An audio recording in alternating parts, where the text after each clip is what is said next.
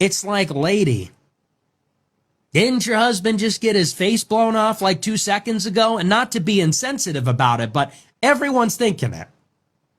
No one wants to be the asshole. No one wants to say it. Everyone's thinking it. Everyone was thinking it when she gave the first speech. Everyone was definitely thinking it at the memorial. Nobody wants to say it because it's inappropriate. It's insensitive. I am the troll, right? So I'll be the one to say it. In the wake of Charlie Kirk's passing, he's left a huge structure, which is Turning Point USA. And that structure, without him, has left a huge vacuum in the conservative movement. And every conservative mouthpiece out there, and they're viciously competing for it. And from that is one of the most vicious and wicked smear campaign that is being perpetrated against Charlie Kirk's widow, Erika.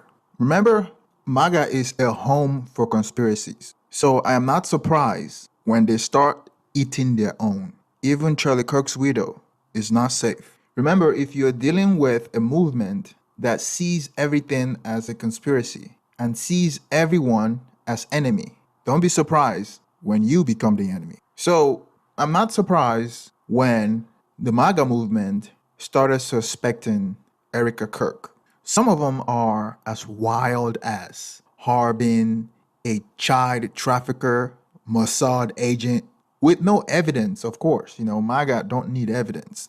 2012 wins Miss Arizona, competes in Miss USA, a pageant owned by ... Trump. Okay, want to know something really weird? So she had said in a podcast that she had never competed in pageants and had never done any modeling before, until one day she receives an invitation in the mail to become a model and start doing pageants.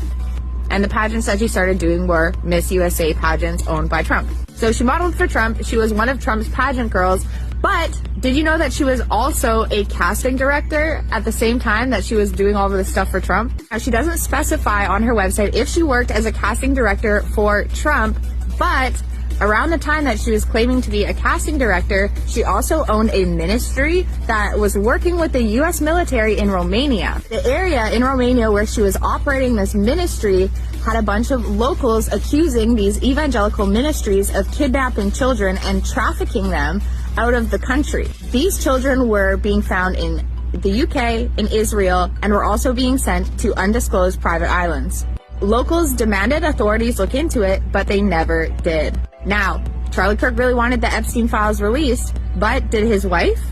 Prior to marrying Charlie Kirk, she was a multi-millionaire on her own, and since his passing, she's also amassed all of his wealth plus an additional at least $5 million in donations.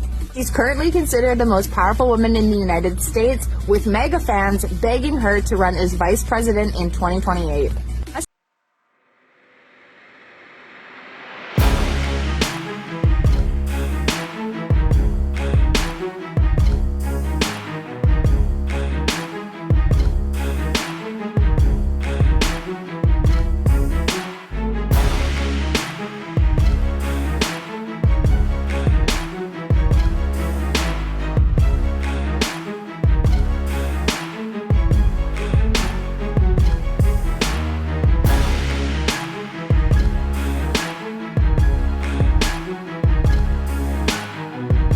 Just they need breadcrumbs and then their mind do the rest.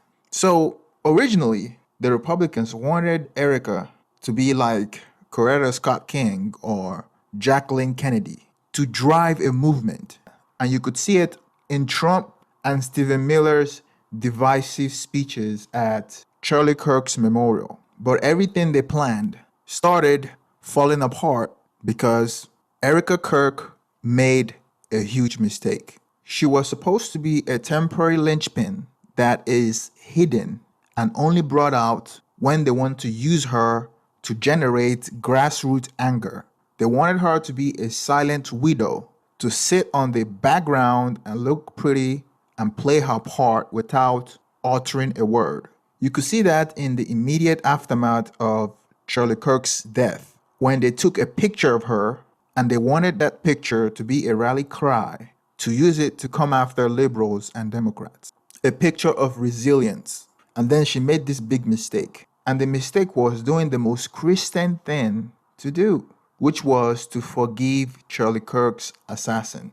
And she did that on Charlie Kirk's remembrance event. But then if you look at the speech that Trump and Stephen Miller, which is Trump's handler, if you look at the speeches they gave a rousing speech that is divisive and a promise to come after their enemies. And that was one in a series of mistakes that Erika Kirk committed against the conservatives or the MAGA.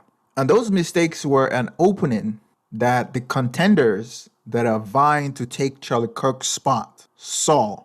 And now they're trying to chip away at her by planting seeds of conspiracy theory to reduce her popularity among the right wings, the MAGAs, and the conservative Republican Party. It's like, lady, didn't your husband just get his face blown off like 2 seconds ago? And not to be insensitive about it, but everyone's thinking it. No one wants to be the asshole. No one wants to say it. Everyone's thinking it. Everyone was thinking it when she gave the first speech. Everyone was definitely thinking it at the memorial. Nobody wants to say it because it's inappropriate. It's insensitive. I am the troll, right? So I'll be the one to say it. I think it's super inappropriate. I think it's inappropriate. I think it's weird. It's bizarre. Something is off there, and I don't like it. But they're doing the Super Bowl commentators with the headsets on, doing a media table. They're selling merch, registering voters. They got pyrotechnics. Is this WrestleMania or is this a funeral? Like, what are we doing here? And then, the day after the funeral, I'm getting 500 texts and emails. Erika Kirk here. I miss him. Every time I blink, every beat of my heart. Make sure to donate. $5, $15, $25. It's like, okay. Then they're doing a show. Did you see the show today? And so prescient. I said it last night. I said, I'm getting like a fake vibe. Something's off there. And people say, well, everybody grieves differently. Yeah, I don't know how much mileage we can get out of that one anymore. Something's not right there. Very bizarre, weird vibe there. And did you see the show? Erika hosted the Charlie Kirk show this afternoon, and she's like, she looks like she's over the moon. She's happy as a clam. Everyone mourns their dead differently. Some are grief-stricken. They can't get out of bed. Others will stay busy to get their minds away from the loss. Others believe that by staying busy and working in the business keeps Charlie Kirk's memory alive, which is what Erika is doing. But a lot of MAGA has an idea on what role she had to play, but she's not playing that role, and it's pissing them off. So all the contenders vowing to take over Charlie's positions see this as an opportunity. And again, who am I to judge? Everybody grieves differently. She's a very devout Christian. Some people say maybe that's just strength, that's resolve. I don't know. It's one thing if your husband dies, period. It's another thing if your husband dies at age 31, unexpectedly. It's another thing if your 31-year-old husband unexpectedly dies because he gets publicly executed with blood gushing out in front of thousands of people screaming and running away. That's like something that's altogether different. Remember Erika Kirk? She's not just a pretty-faced conservative Christian woman that attends Bible study every Wednesday evening. She was a beauty pageant. She had a big dream. She is media savvy and media trained, and she has been working behind the scene at Turning Point USA. A girl like her, very attractive, does not end with someone like Charlie Kirk. His status has something to do with both of them being together. Talk about their first date because it was actually a job interview. Back in 2018, 2 years after Donald Trump had started working with Charlie Kirk had hosted a Turning Point USA opening event for one of the offices that they had opened. And Erika and Charlie Kirk were introduced to each other. Charlie Kirk instantly thought that she was beautiful, but thought that she was really smart. And allegedly, one of their mutuals had suggested that Charlie Kirk hire Erika. I'm assuming it was Donald Trump or someone on his team, because Donald Trump had signed on to work with Charlie Kirk, and Erika was already one of Donald Trump's employees. So it would make the most sense for Donald Trump and his team to encourage Charlie Kirk to hire Donald Trump's employees. Anyways, Charlie Kirk DM'd Erika, invited her for a job interview. The job interview ended up turning into a date, and Erika allegedly had said, "You're not going to be my boss, you're going to be my boyfriend." It just seems suspicious. So it's not unusual for someone with her background and her looks to step into that role of taking over Charlie Kirk's organization as the heir apparent. Just because nobody knew her before this doesn't mean she hasn't been behind the scene and prepping for this opportunity. Now, none of the big conservatives with big profiles or big presence in any of the platforms are openly saying this or instigating this conspiracy theory. And none of them are out there saying anything against it, except for Nick Fuentes. Nick Fuentes is out here perpetuating this conspiracy theory and putting thoughts in the mind of his followers, which is huge. Nick Fuentes is very popular in the MAGA movement and the alt-right. He's very popular with the grassroots and the alt-right. So if he is saying this, then a lot of MAGA are thinking about it. And mind you, Nick Fuentes is one of the front runners to take over from Charlie Kirk. But his only problem is he is anti-Semite. But many of the grassroots right-wing faithful are with him.